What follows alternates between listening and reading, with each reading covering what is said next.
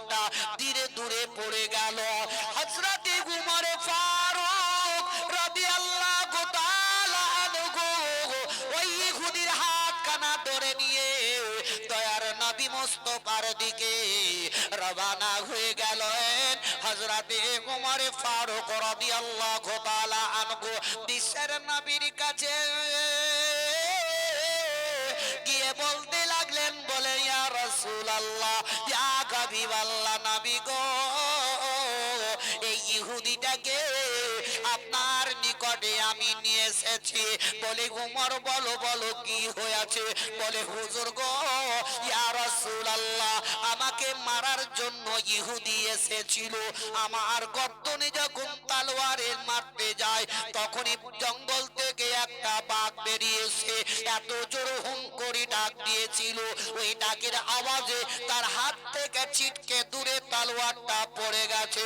বিশ্বের নবী, কুল কায়নাতের নবী জনাবে মুহাম্মদ রাসূলুল্লাহ সাল্লাল্লাহু তাআলা আলাইহি ওয়াসাল্লাম হযরতে উমর ফারুক রাদিয়াল্লাহু তাআলা আনহুকে বললেন, ও গো উমর, শোনো শোনো, ওইটা কোন জঙ্গলের বাঘ ছিল না, ওটা ছিল আমার বডিগার্ড, যার নাম হলো স্বয়ং জিবরিল আমিন।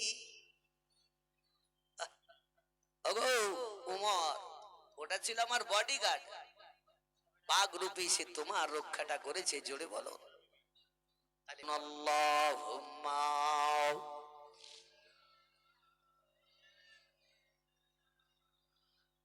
মাওলানা মুহাম্মদ ওয়া আলা আলিহি মুহাম্মদ। নবী গো ডেকো মদিনায়, সাউন্ড দাও। নবী গো ডেকো মদিনায়, মাদানী মদিনার গায়, মায়ার দূরে রেখো না, মাদানী মদিনার গায়। তোমার দিদার পেলে ও গো শান্তি পেতাম গো দিলে, তোমার দিদার পেলে ও গো শান্তি পেতাম গো দিলে, বিরহের ব্যথা সয়ে না, বিরহের ব্যথা সয়ে না, মাদানী মদিনার গায়। নবী গো ডেকো মদিনায়, মাদানী মদিনার গায়। জিবরাইল তোমার আগে আরজি করেন সিদরাতে, জিবরাইল তোমার আগে আরজি করেন সিদরাতে, আমি আর আগে যাব না, আমি আর আগে যাব না, মাদানী মদিনার গায়। নবী গো ডেকো মদিনায়, মাদানী মদিনার গায়। তোমার নূর তৈরি করে ও গো রাখিল যে আরশের পারে, তোমার নূর তৈরি করে ও গো রাখিল যে আরশের পারে, কোলেতে পেল আমিনা, কোলেতে পেল আমিনা, মাদানী মদিনার গায়। নবী গো ডেকো মদিনায়, মাদানী মদিনার গায়।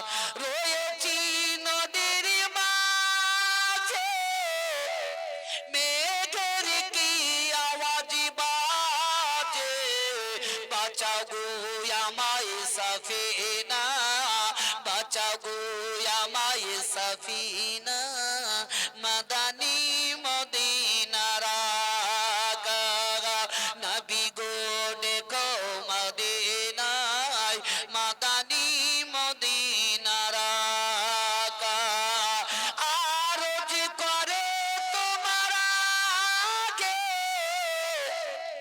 হালিমারি ছাগল নীল বাগে তোমা দিদারের ওটাই বাহানা তোমা দিদারের ওটাই বাহানা মাদানী মদিনার আকা নবী গো দেখো মদিনায় মাদানী মদিনার আকা আল্লাহুম্মা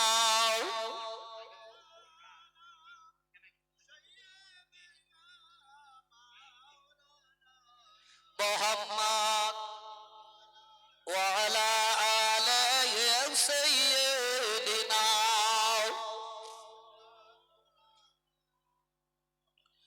সাল্লাল্লাহু তাআলা আলাইহি ওয়াসাল্লাম। ও বাবা জীবনের আমার ভাইরা মা বোনের আমার বিশ্বের নবীর বয়োজ্যেষ্ঠ সাহাবী যার নাম হচ্ছে হযরতে আবু বকর সিদ্দিক রাদিয়াল্লাহু তাআলা আনহু। বাবা তিনার বেটি মা আয়েশা সিদ্দিকার বাড়িতে গেলেন। জোরে একবার বলুন সুবহানাল্লাহ। সুবহানাল্লাহ। তবে ভাইরা আমার যাক আপনাদের শোভাটা দেখতে ভালো লাগছে, আর যারা দাঁড়িয়ে আছে তাদেরকে কষ্ট করতেই দেন, কেননা এই জায়গাটাই করেছে একমাত্র আপনাদের জন্যই, কষ্ট করে মেহনত করে যুবক যুবক ছেলেরা। এটাকে বয়স বাড়ি, তাই না? তাই তো, বয়স বাড়ি না কি বাড়ি? বয়স কাজীপাড়া। বয়স কাজীপাড়া নাকি? হ্যাঁ, তাহলে এরা যে এত মেহনত করেছে, সুন্দর করে প্যান্ডেল করেছে, কেন বলুন তো? একমাত্র আপনাদের বসার জন্য। তাই সারে বলে এসেছি মোরা আজকে সবাই, এসেছি মোরা আজকে সবাই পবিত্র মেহফিল জলসাতে, লাগছে কত মজারে। এসেছি মোরা আজকে সবাই পবিত্র মেহফিল জলসাতে, লাগছে কত মজারে। দেখো আজকে গোস গাজী পাড়ার যুবকরা সব ওই আসিয়া কি মেহফিল করিয়াছে, ও গো সুন্দর করে সাজায়া, ও গো সুন্দর করে সাজায়া। আবার চারিদিকে রডের আলো, আবার চারিদিকে রডের আলো, ঝিকিমিকি ঝিকিমিকি চমকাই রে, লাগেছে কত মজারে। এসেছি মোরা আজকে সবাই পবিত্র মেহফিল জলসাতে, লাগেছে কত মজারে। দূর বিদেশ থেকে আশিকরা সব ওই আসিয়া, দুঃখ কষ্ট সহ্য করে ও গোয়াছে সব বসিয়া, ও গোয়াছে সব বসিয়া। আবার রাস্তার ধারে দাঁড়িয়ে রয়েছে, আবার রাস্তার ধারে দাঁড়িয়ে রয়েছে হাজার হাজার আশিকি রে, লাগছে কত মজারে। আল্লাহুম্মা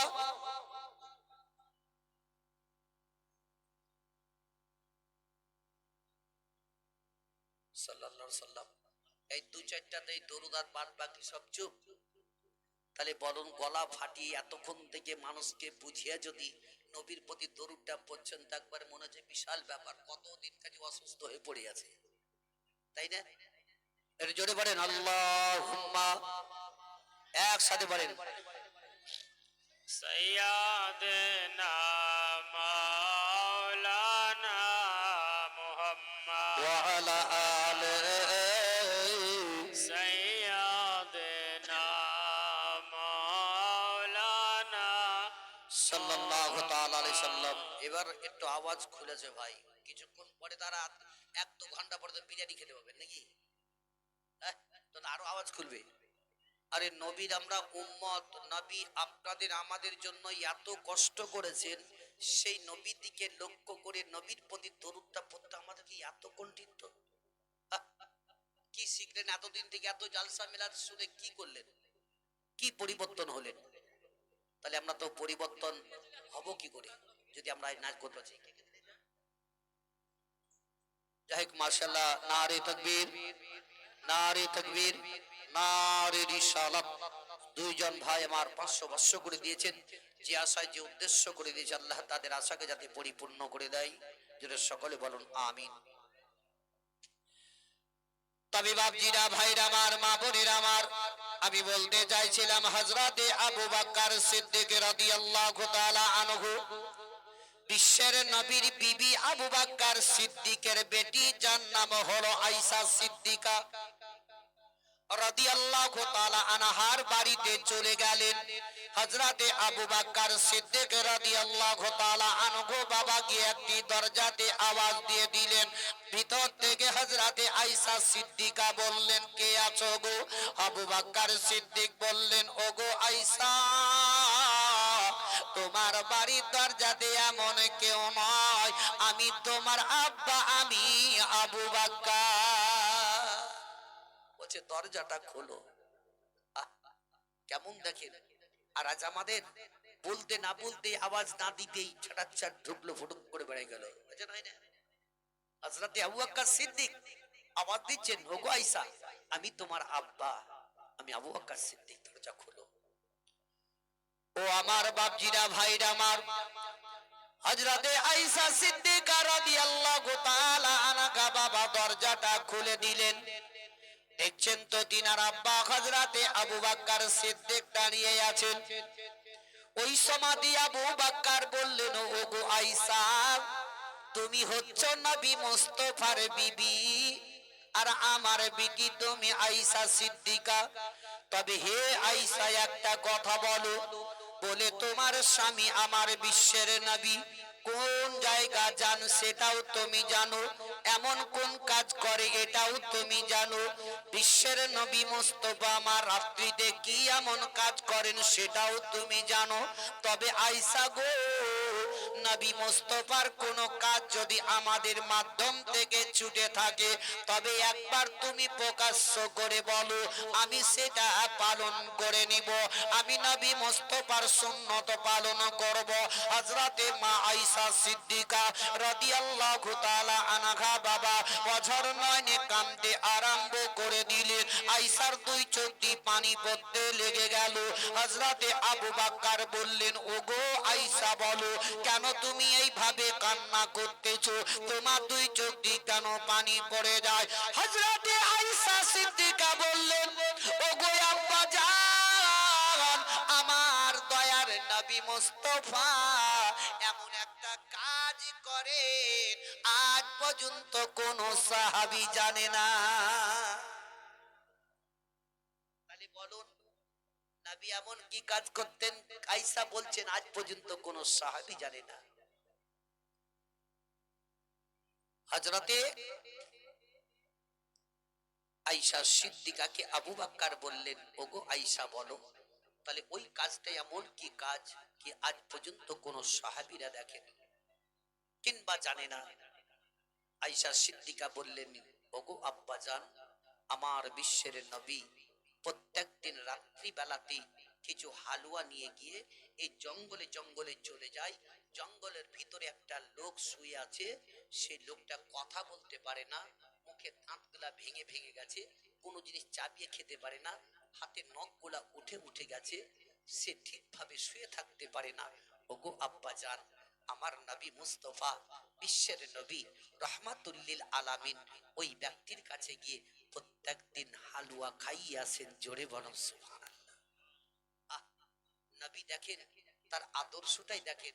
আর আজকাল আমাদের ভাই, আল্লাহ আমাদেরকে ধান দৌলত টাকা পয়সা এত দিয়েছে, তবু আজকে মসজিদ মাদ্রাসা গরিব মিসকিন যদি যাই তো আমরা তাদেরকে ধিক্কারি দিই। ধিক্কারি নয় ভাই, আল্লাহ তাবারক তাআলা বলেছেন, ও আম্মাসা ইলা ফালা তানহার, তোমার নিকটে কোন সাইল যদি হাত ফেলাই তারে তুমি কখনো খালি ফিরাবে না। কেননা কি, ওই সাইলকে যদি কিছু দাও, সেও যদি আল্লাহর দরবারে দোয়া করে, ওই সাইলের দোয়া আল্লাহ কবুল করে নেয়। এবং 2 নাম্বার, মুসাফিরের দোয়া আল্লাহ কবুল করেন।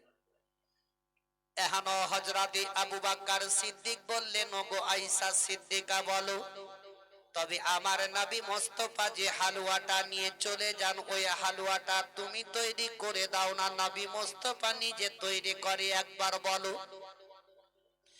আয়েশা সিদ্দিকা বললেন, ওগো আব্বাজান, ওই হালুয়াটা আমি নিজে তৈরি করে দিয়ার নবী মুস্তাফা আমার নিয়ে টুক টুক টুক টুক করে চলে যান। আবু বকর বললেন, ওগো আয়েশা, তবে আজকে নবী মুস্তাফার জায়গাতে আমাকে হালুয়া তৈরি করে দাও, আমি নবী মুস্তাফার সুন্নতটা পালন করব। নবী মুস্তাফার ওই আদর্শটা আমি পালন করব।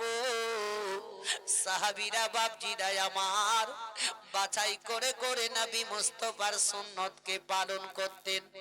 হযরতে মা আয়েশা সিদ্দিকা রাদিয়াল্লাহু তাআলা আনহা চট করে বাবা নিজের হাতে হালুয়া তৈরি করে তিনার আব্বা হযরতে আবু বকরের হাতে দিয়ে দিলেন। বললেন, ওগো আব্বা গো, আপনি এই রাস্তা ধরে চলে যান, চলে যান, দেখবেন বাগানের ভিতরে লোকটা শুয়ে পড়ে আছে। নবী আমার কাউকে ঘৃণা করতেন না, নবী মুস্তাফা আমার কাউরির জন্য কোনোদিন বদদুয়া করেন নাই।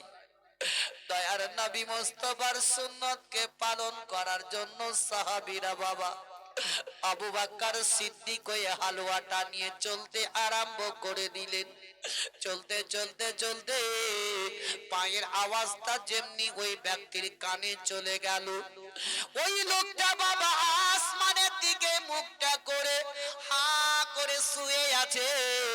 এমন সমাধি হযরতে আবু বকর সিদ্দিক বাবা চলে গেলেন। দেখছেন তো লোকটা হা করে আসমানের দিকে তাকিয়ে আছে। আবু বকর সিদ্দিক এক টুকরো হালুয়া নিয়ে তার মুখের মধ্যে যেমনি দিতে গেলেন, মুখটাকে বন্ধ করে দিয়ে লোকটা 2 চোখ দিয়ে পানি পড়ে গেল। আবু বকর সিদ্দিক বলছেন, কেঁদো না, চোখের পানি একটু বন্ধ করো। তবে আমার নবী মুস্তাফার দয়ার নবীর দিকে লক্ষ্য করে ওই লোকটা আঙুলে ইশারা করে বলতেছে, শুনো গো, যেই লোকটা রোজানা আমার নিকটে হালুয়া দিতে আসতেন, ওই লোকটা কি মারা গেছে? ওই লোকটা কি পৃথিবী দুনিয়াতে নাই? তখন হযরতে আবু বকর সিদ্দিক বাবা কাঁদতে আরম্ভ করে দিলেন। আবু বকর সিদ্দিকের 2 চোখের পানি ঝরঝর করে ঝরে যায়। ওই লোকটা বলতেছে, তবে তোমার নামটা কি বলো, বলো তুমি, তোমার নাম কি একবার বলো। হযরতে আবু বকর সিদ্দিক বললেন, আমার নাম হলো আবু বকর। তো হে আবু বকর বলো, আমার দয়ার নবী মুস্তাফা কি ইন্তেকাল করে গেছে, নবী কি মারা গেছেন? আবু বকর সিদ্দিক বললেন, না না না না, আমার নবী মুস্তাফা ইন্তেকাল করে নাই। তবে হে আবু বকর, তবে নবী কেন আজকে হালুয়া নিয়ে এলেন না খাওয়াবার জন্য? হযরতে আবু বকর সিদ্দিক বললেন, তবে আমার বিশ্বের নবী কি করে তোমাকে খাওয়াতেন হালুয়াটা, তুমি একবার বলে দাও, আমি তোমাকে সেই রূপে হালুয়াটা খাইয়ে দিব। বিশ্বের নবী বাপজি আমার, ও দরদি ভাইরা মায়েরা আমার, দয়ার নবী মুস্তাফার আদর্শটা দেখে। ওই ব্যক্তির মুখে দাঁত নাই, চাবিয়ে খেতে পারে না। যেমন বাচ্চাদেরকে খিদা লাগলে বাচ্চারা কাঁদতে আরম্ভ করে দেয়, আর মা তখন বুঝতে পেরে যায় যে বাচ্চাকে এবার খিদা লেগেছে, সঙ্গে সঙ্গে বাচ্চাটাকে কোলে নিয়ে স্তনের মধ্যে মুখটা লাগিয়ে দেয়, বাচ্চা আপন চুচে চুচে দুধ পান করে নেয়। সেই রকম বিশ্বের নবীজি আমার দয়ার নবী রহমাতুল্লিল আলামিন নিজের মুখে হালুয়াটা ভরে নিতেন, আর নবী চাবিয়ে চাবিয়ে চাবিয়ে নরম করতেন, আর ওই লোকটার মুখে মুখ লাগিয়ে নবী আমার হালুয়া খাইয়ে দিতে। তাহলে সাহাবীরা নবীর প্রত্যেকটা জিনিসকে বাছাই করে করে আপন কি পালন করেছেন, সুন্নত পালন করেছেন। আজকে আমরা জানছি শুনছি, তবে মানছি কোথায়? তবে ভাই আমার, বাপজির আমার,